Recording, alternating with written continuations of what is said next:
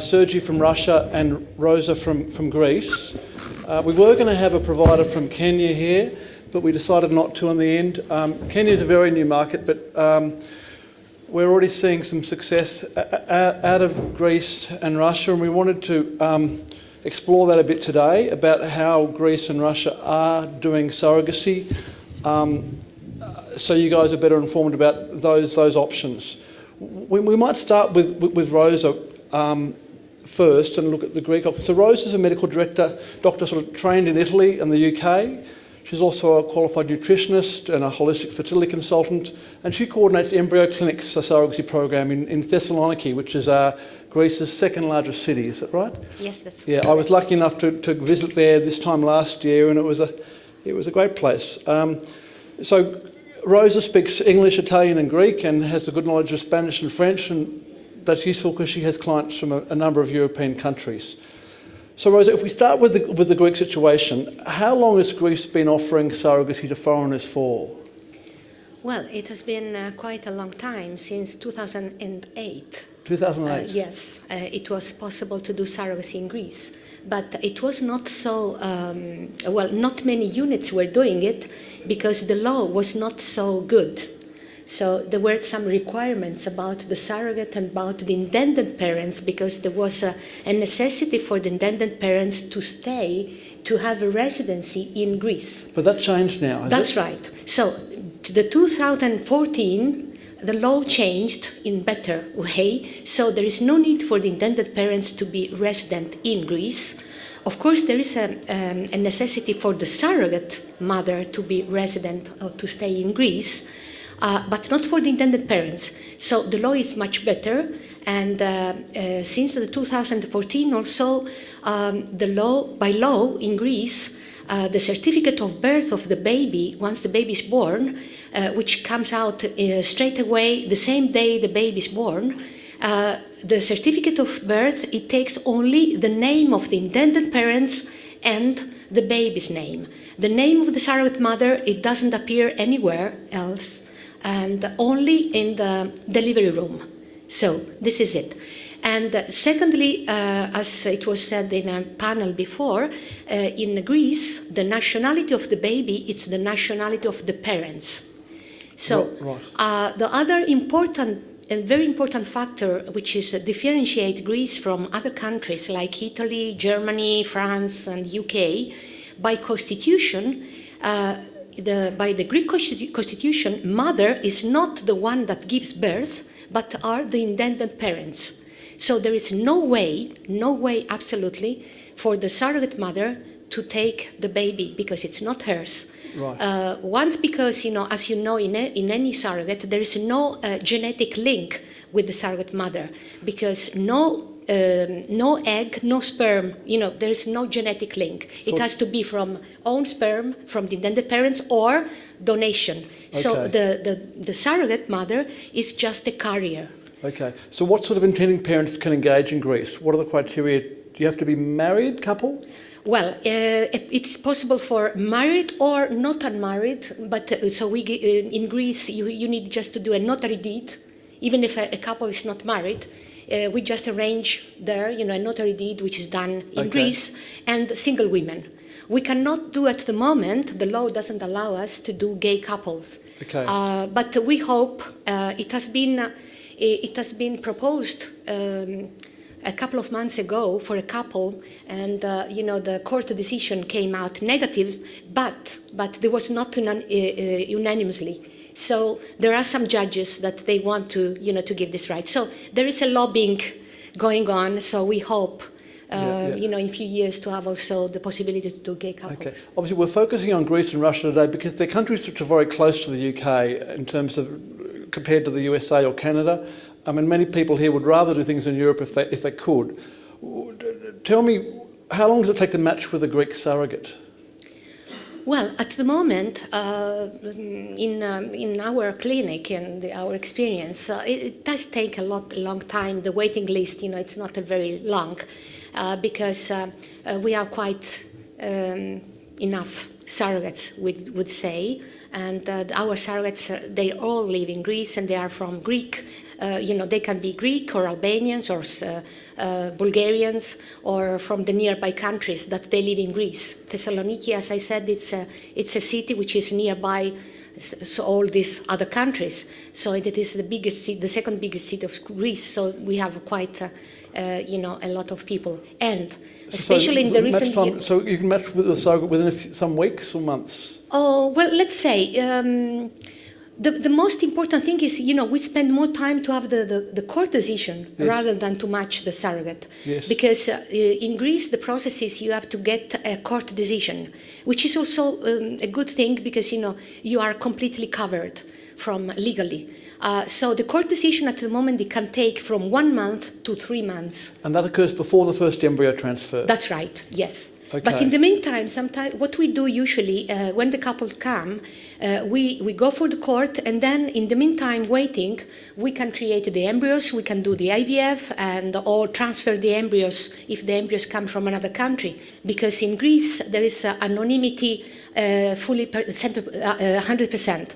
So in the UK you have open donors. Open donors means that the baby can decide at the age of 18 to know who the donor is. Yes. In Greece it's not allowed. Okay. But recently we had an answer from the Greek authority that we can use embryo created with open donors. So we can transfer this. We cannot create it in Greece, but we can transfer embryos from other countries where open donor has been used. Okay, that's great. How were Greek surrogates recruited? How do you find these women? Well, the surrogate you Yes. mean. Well, it's not easy because it's not easy. But let's say there are a network of people going around, and it's by the word of mouth. They learn how to, a friend of them they started, and then they know somebody else, and then they see their friends that they have a very good follow-up. Especially in our clinic, we do really care about them. We want them to feel like in a family. This is the first thing, and they like this. And secondly, after the surrogacy process finishes, we offer them 5 years follow-up for gynecological assessment and everything, just free. This is the politics that the clinic has decided to do. So this is also gives us a little bit of prestige. So they tell the other girls, other ladies to come, and so it's not so difficult. Yeah. Okay. Given it's altruistic in Greece, is there a limit on the expenses that can be paid to the surrogate? Sorry, is there a limit on how much expenses you can pay? Well, this depends.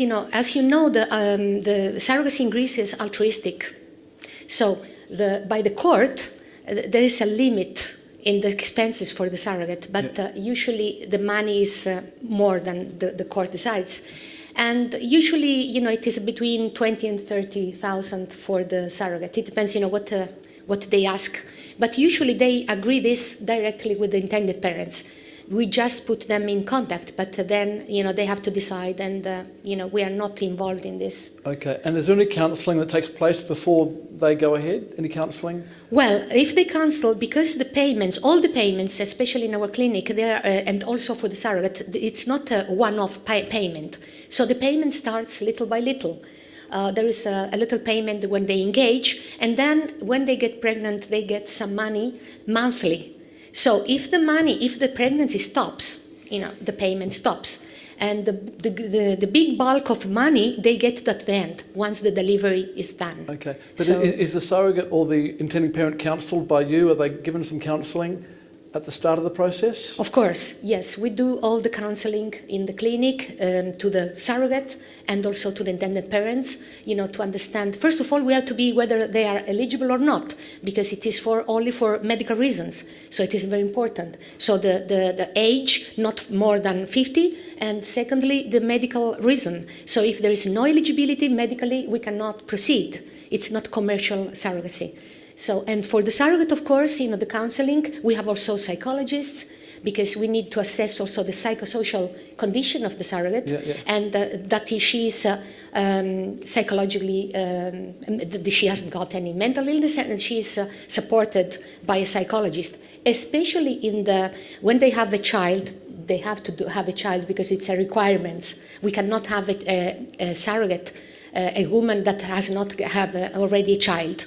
The requirements are she has to be between 25 and 45 years old and had at least one child, and not more than 2 cesarean sections. So there are specific criteria for the surrogate to be. And we have also in our clinic the psychologist that offers also the support to the surrogate and then the parents if it is needed. How the surrogate has to communicate to the child that she's pregnant, but not her son or daughter, not her child. So we support this, we do the follow-up as well. Okay, that's great. Sergey, we might move to you now. You're from St. Petersburg in Russia, and you've been involved in Russia's hospital healthcare industry for lots of years, yeah? You've got an agency called Nemama, right, which does egg donor programs, embryo gamete shipping and surrogacy. Yeah. Right. Can I introduce myself? Yeah. Hello, everybody. My name is Sergey Malatemov. I'm from St. Petersburg, Russia. We are offering surrogacy for 5 years, and we gave birth to 47 kids. You have 45, but we gave 2 last month. We also egg donation company, and it's about 120 egg donation programs. Also, we are shipping embryo stem cells, sperm, eggs worldwide, so we can be useful for other surrogacy companies, maybe. And for intended parents from UK, we can ship it to Russia and working for surrogacy there. We have special package of our offers. You can find it at my table. Okay. How long has Russia been offering surrogacy to foreign patients? To foreign patients, officially it started from 2012. But before, a lot of companies working through court decision. Right now it's the same because we can work for married couples, yes, unmarried couples, single men, and single women. For married couples, birth certificate time will take 3 days. 3 days? 3 days, okay, after birth. Yep. For unmarried couples, single men and single women, it will take from 1 to 3 months. Okay, and for that process, if you're a single male or a de facto couple, why does it take 3 months? How's the process different for that group? Yes, the process is a little bit different because we have a governmental agency for registration of birth and death, and they not give this birth certificate from the first attempt. They give, they said, okay, no. So we need to receive a court decision that this parent is a parent of this kid. So it needs to be in 1 or 3 months. And is that court decision reliable? Is it always going to be in favour of the parents? It's reliable for this registry of birth and death, and after that they give birth certificate, but it's Russian governmental birth certificate. Anyway, nationality of a baby is going through nationality of intended parents. So is it possible that the court might say, no, we're not going to give you the birth certificate because you're a single man?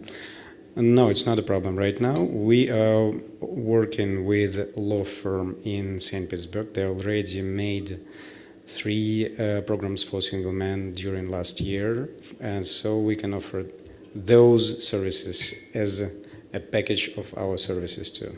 Okay, great. What sort of women work as surrogates in Russia? Limitations for age is 25 to 34. Yeah. Have one kid. Yeah. Psychologically and medically screened. Yeah. Positive, everything's okay.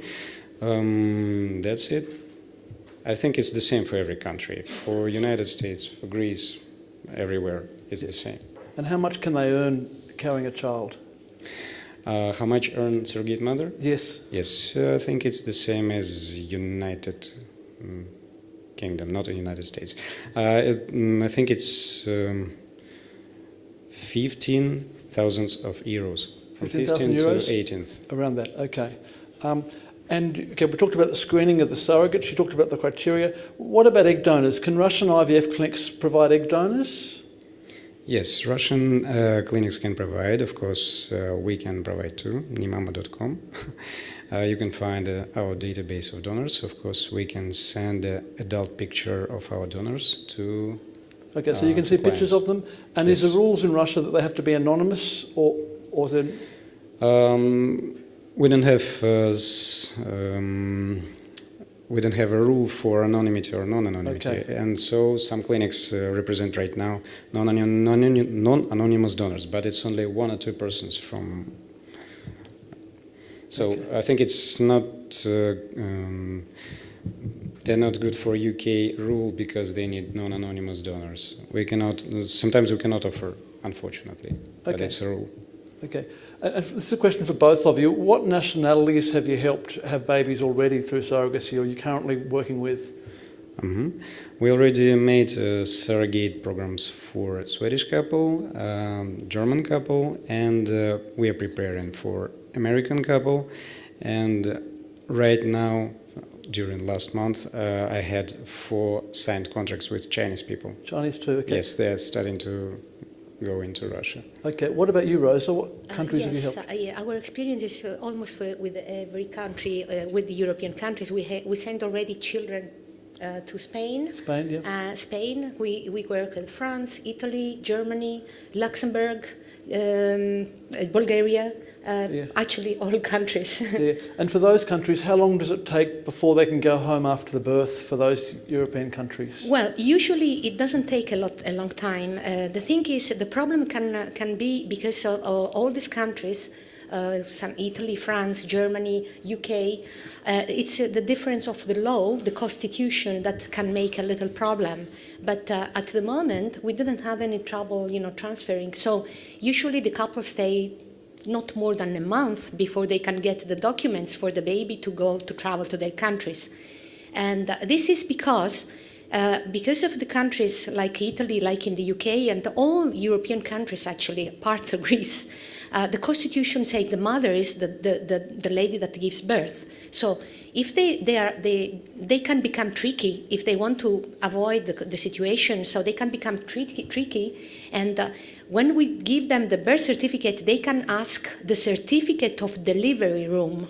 If they ask the certificate of the delivery room, then it is a little bit of tricky. But again, it is possible. They go to their country after 2-3 weeks, and then they start the procedure because there is a genetic material from the parents. It is enough to be one of them.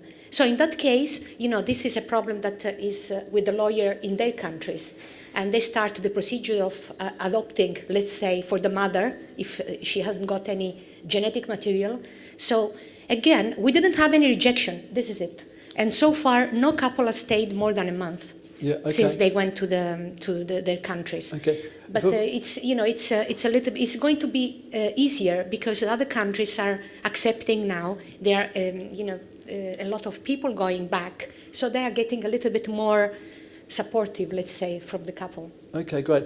And what about for the birth? Can the intending parents be present for the birth in the delivery room, or is that not appropriate? Well, what we do is usually we have, first of all, delivery. It is in one hospital, private hospital, 5-star hospital, Yep. which is the only private hospital in Thessaloniki with NICU. And we go there for the simple reason that these babies are very precious, and we want to be sure that if there is anything wrong, that to be immediate, admission to the NICU. Now, we suggest usually to the parents to come a little bit earlier, so we do the admission to the hospital for the parents as well. So they get a room in the hospital.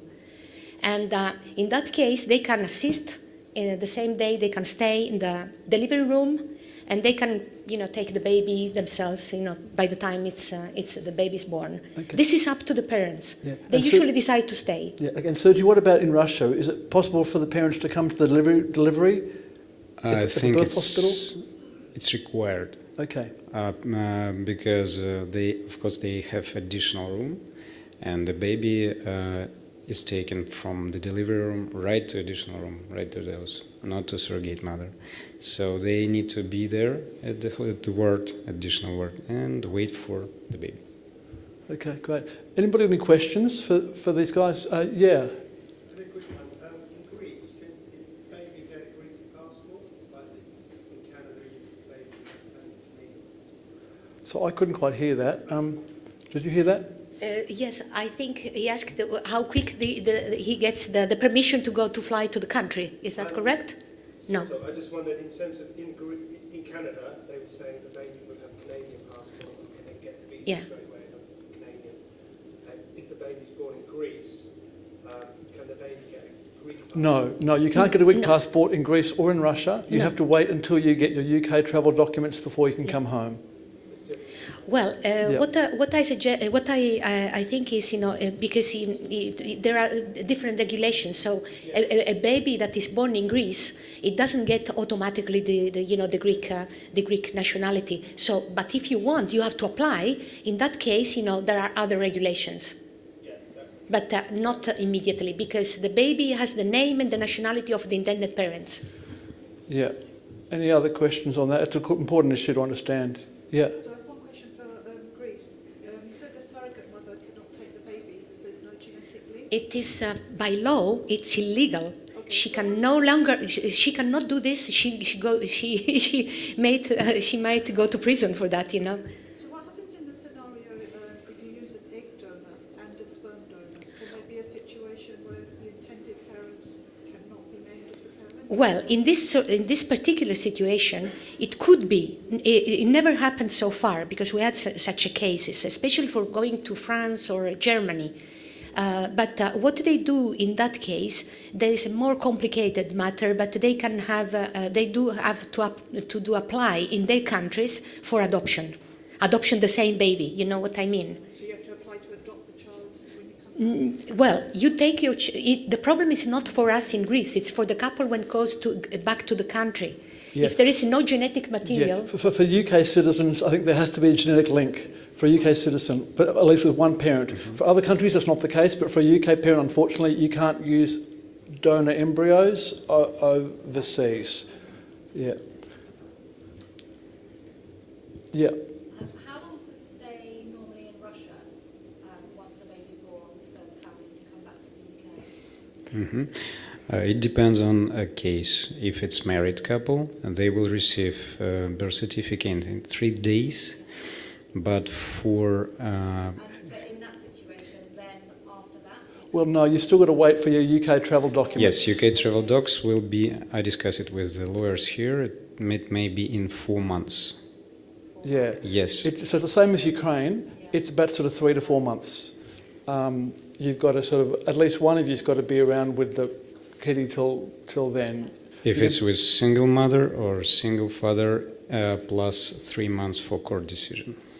So unfortunately, that's been the issue for UK citizens who used India, who use Ukraine, who use any of these countries that don't provide citizenship of that country. The UK does have a go-slow policy on issuing passports. Because they have a cooling-off period for the surrogate and of a 6-week period, and the paperwork is just long-winded. Why is it so much longer in Russia than Greece then? And well, We are a non-EU country. It's Greece because there are two reasons, if I may answer. The first reason is Greece is a EU country, so all the units working they are in the system with the EU code. So the license the units get, it's a common standards used in every European country, which is very important. And there is an authority which follows the same criteria in each country of European Union. And the second reason is because in Greece, the law is for altruistic reasons. So when it is commercial reasons, it changed a little bit. So there are two complications. yeah, one. Is there a risk to this arrangement with EU countries with Brexit for the UK? So if we're going to leave the EU, the UK, is Yeah. there then a risk with No, no, no, no, no. As far as it is concerned with Greece, I can just tell you this: it doesn't change anything, because EU code is just for the unit. So, in case let's say you have some embryos here in the UK and you want to transfer to Greece, so we just follow another procedure. It can take a little bit more time, but it is not a problem. And you get the papers from the office, from the embassy, the same way you get it now. So it's not going to change a lot.